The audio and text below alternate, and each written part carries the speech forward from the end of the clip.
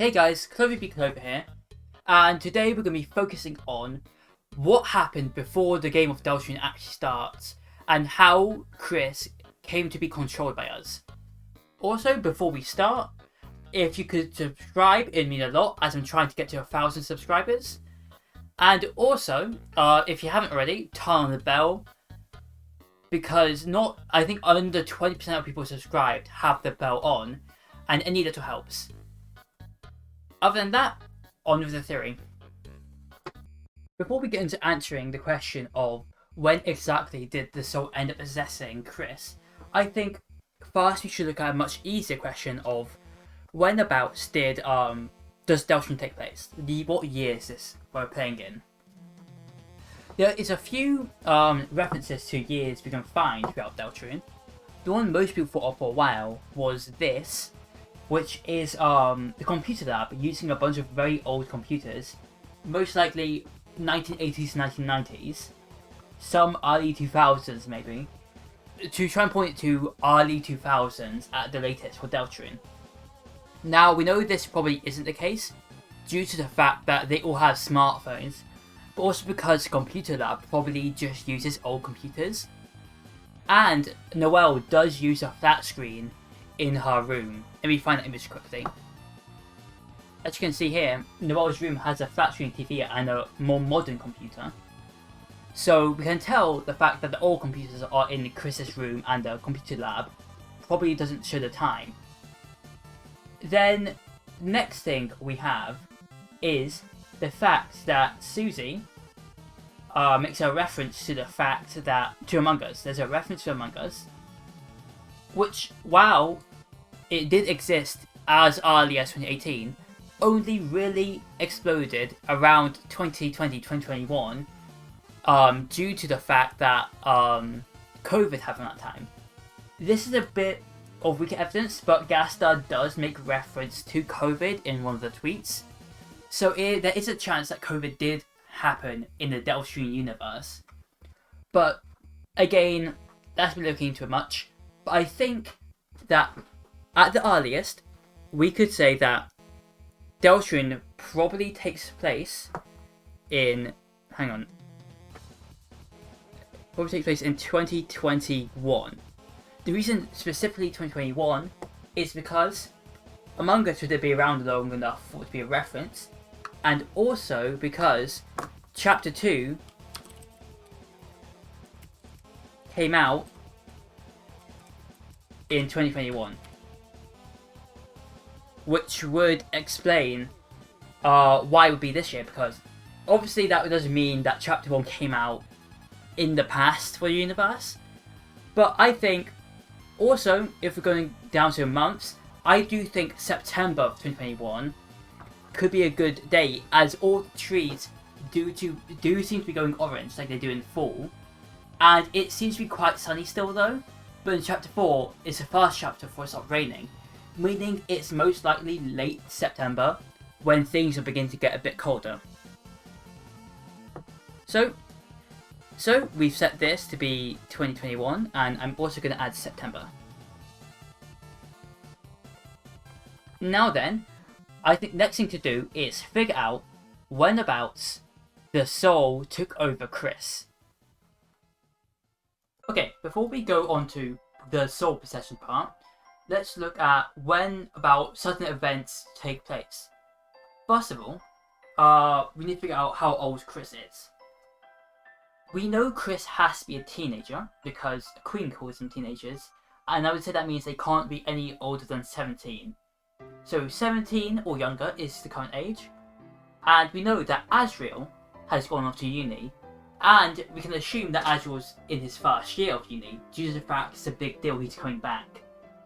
So if we take into account the fact he's at uni for 1 year, he has to be around 18, and Kris is younger than Asriel, but probably a similar age due to the fact they hung out a lot. But I wouldn't say Kris is a year younger, due to the fact Noelle is the same age as Kris, and Noelle was shown wiping her tears on Asriel's jacket when she got sad, meaning that Asriel would have been at least a few years older at that point. So I'm going to say 15 years old is probably how old they are right now. So I'm just going to put 15 here. Actually, maybe go to a lower size. 15. That's 20, not 25, 15. So Kris is 15 years old as of Deltarune starting. Azure is 18. So that means we know that when they were young, we know for a fact that Noelle was not very young, but young around the time that Des went missing. As you can see here, it's very obvious that Noelle's quite a bit smaller, due to the fact it's using the same sprite that was used during when Noelle was talking about December and Azure and Kris hanging out. So, and that sprite of Noelle is like much shorter than Noelle now, meaning that Noelle would have been around 10 at the time this cutscene took place, I would say. So let's just go over here, and around this time was also the same time as Des disappearing. So if we say that around here is 10 years old, so they'd be 10, and this is when Des disappears. This also means that around this time was the first time a dark fountain would have shown up anywhere, because of the fact that Des is most likely trapped in the bunker, which is the Dark World. So we can probably assume that around the time Des went missing was around the time that the first Dark World, or this Dark World, was made. But that then also brings to question the fact that we know that Kris had a save file, and I'm going to assume that Kris wouldn't have really had time when Des disappeared. So I think that Kris' save would have been around here. And before this point, we probably have a lot of just random stuff like Kris born over here. Then, oh, let me turn off that. So we have Kris save just a little bit before, probably like a year or two. Because I think it could make sense that Kris and Des were doing stuff like this for a little bit before Des went missing. Kris was born. I would suggest then that after this, around here, is the divorce.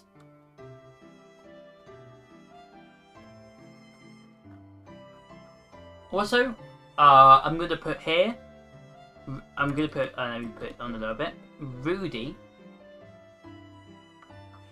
are going to hospital around here because of the fact that, you know, it has to be quite recent. Actually, let me put that a little bit closer. Because Rudy acts like Kris wouldn't know what's going on. This whole area, there's not really much going on. So, okay, so what this means is that Kris cannot have been possessed at this point onwards. Because when we take over Kris' save file, Kris had to have been on the save beforehand without us, meaning that Kris saved were not possessed by us. Meaning that no matter when about we possess him, it can't be before this point here. Which, I'm going to be honest, this point could be anywhere from here to here. It could be the same day as that's going missing. So, this is all the stuff we have. Also, Susie has been said to come here a bit recently. I'm going to assume that it was a little bit after the divorce. So if I put that there. Because of the fact that Toriel seemed to... The fact Toriel was walking out on her own implies to me that she was maybe thinking or doing something else when she found Susie. And also, obviously after Des goes missing, Noelle then starts really liking scary things, which is one of the main reasons that Noelle likes Susie so much. Also, that then just gives it enough time for stuff like Susie to become like the class bully to happen, and also for like everyone to kind of know Susie well enough. So I would suggest this is like a year, maybe 2 years between Susie appearing and Deltarune starting. Alright, before we go into post-Deltarune stuff, because there's some stuff on top of there, let's finally talk about when Kris gets possessed by the player. I'm going to start with evidence about whether or not Kris got possessed the moment Deltarune started. So, I think the only evidence for this is the fact that the soul is the player. And also the fact that we only start playing in Chapter 1. Obviously, these are very good pieces of evidence. If the person possessing Kris is us, and we only start possessing Kris when Deltarune starts, then it makes sense that Kris would be possessed around the start of Deltarune. But then the issue of this is the fact Kris knows how to rip out the soul. Because that would imply that Kris has prepared for this, or has dealt with this before. Now, I think there's one thing that could explain this. And that is the fact that us and Catty tried to summon a demon together. Now, I think the fact that Kris, most likely, based on the phone calls, needed the soul. Because Kris says that the phone call says that Kris needs the soul to do something. And that probably means that if Kris at the very least knows how to summon a demon with Catty, then that probably means that Kris summoned a demon to help them get a soul, or get a soul with the power to do what we see. As, to be fair, there is no evidence that a human soul or a monster soul is any different in this universe, which I say because the line of dialogue about souls is just about all souls and not like human or monster souls. And the fact that that's the case implies, at least me, that Kris's soul is no different to Susie's soul normally, which would explain why monsters and humans can both make dark fountains. They're really goofy. I don't know why I drew Gas's eyes like that. I don't know. Well, it's fine. This is the worst Gas I've ever drawn. So Kris planned on getting possessed by the angel, probably because of the prophecy. Obviously, this is a lot of speculation, I would say. But Kris obviously is working for someone who knows more about the prophecy. I have said in the past, I don't think the person they're directly working for is a knight, but instead Carol, who has plans maybe against Meta Knight, maybe before Meta Knight, but I think they do know of the prophecy in some way. And also, that would mean they knew about the fact that they're becoming a cage. Also, this would explain why Gaster very clearly didn't fully plan on Kris becoming the vessel, due to the fact that Kris was supposed, the vessel was supposed to be only made, but then somebody else took over. And if we think about it, the only time we've ever really seen plain white text on a black background is when the phone call. So I think whoever phones us is the same person who's the second voice in the vessel crater at the beginning. Now, what this means is that at a time before, let me actually make a red one. A deal was made around here, and then Kris only first gets possessed at the start of Deltarune. This would then explain, one, why Kris is prepared to be possessed, but also why we were in control before if Kris was already possessed. Because Kris had time to prepare for this, and also the fact that they didn't have a soul, or the soul got replaced in some way, because we see the soul already exists before it's put into Kris, as it appears the same way in the restart menu or the death menu as it looks within the character creator. So all of this, at least to me, implies the fact that Kris would have had to rip out their own soul. I'm going to assume that around, let me get red, around here, Kris ripped out their soul, which shows why Kris knows how to do this in preparation for the deal, which is probably much closer, like a day or two before. Also, I'm going to assume that the demon was probably, the Catty demon summon probably happened around here, just due to the fact that Susie heard about it, but also because I feel like that's the type of thing Kris would do after pushed a bit, so probably after the divorce, not before it. So that explains, actually, to me at least, that explains how everything kind of connects together. And then also, like, probably, I would assume, just before this happens, as this is where Azure would go to college. Then, I'm now going to have a little look at stuff that happens afterwards. Okay, this is going to be a quick section, but after this point, the timeline does kind of actually, split it off a bit to the weird route as well. Let me just go. So let's just okay. First of all, this is gonna be a much like bigger time gaps, smaller time gaps even. So this is when the first dark fountain is healed. So around that point, chapter 1 finishes. I'm just gonna do a little bit of that also.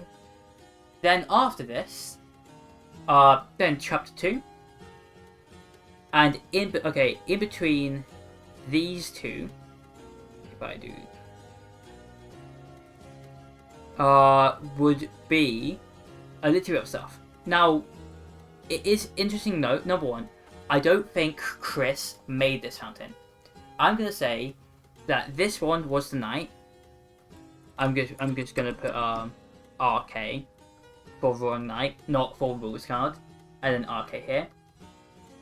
Because my main explanation for the knight making these is that in chapter 4, there's a cupboard that's said to be able to fit a large person inside, and Kris refused to open it, implying the fact that's where the knight is hiding. Then in chapter 2's Dark Fountain, there's also a room that has the exact same description, which people actually beforehand theorized was where the knight hid. So that's confirmed. But also, the first Dark World, we go in chapter 1, has a door that we know would connect to the supply closet. So each Dark Fountain of the night so far has connected to a supply closet. And Asgore's house doesn't have one. So I think Asgore's house will be made by Asgore. But that's a mini theory. But let's put here. Let's figure out what Kris actually did during this spot. So first of all, we know Pi happened, but it feels like something else has happened. We know it can't be the second fountain because the reason explained, but I feel like they probably planned. Let me make a much smaller one. Plan. So around that, so not too much happens there. We can also do the same stuff here, as not too much different happens. Obviously, if stuff can very easily be revealed to have happened that we wouldn't even be able to guess happens, because what I know, I do think Kris would have met up at least a little bit with Carol or the Knight in this section. I don't think they would have just done the pie, although they didn't actually eat anything the whole day, because dark coffee doesn't actually count. Then we have, this is, I'm going to make this one thinner because it takes place quicker. Chapter 3's Dark Fountain, which actually takes place the night after this one. So while these two are like a full day apart, this one's like only a few hours apart. And in this time, here, we have car and fountain made. So the car's tires are slashed and the dark fountain's made. I think that's the plan they made here to get make sure Susie had to stay over, and maybe to get Undyne over. But that one, I think that one might have been more of a Kris plan to protect Toriel. But the same thing happens here. Obviously, in this area, we also now have, well, the same stuff here happens. We have our Barley Hospital and Noelle conversation, which, that's a lot of stuff. Kris jumping out that window, taking Barley's hospital, and talking to Noelle. Kris has been very fast, and also still slashing the car tires. It isn't. I don't think there's anything that happens after the Dark Fountain's made. I think Kris does just put us back in both areas. Then, obviously, same thing here happens. Of just Dark Fountain with multiple, and then afterwards, we don't really know. We don't get to know what Kris chose, but Kris now at this point has the choice of going to talk to Susie, or keeping whatever promise they made. As they seem to have made a promise to Carol, which most likely means there's some guilt tripping. Also, while I'm still here, this one was made by Kris. There we put KD. And then this one was made by the wrong Knight.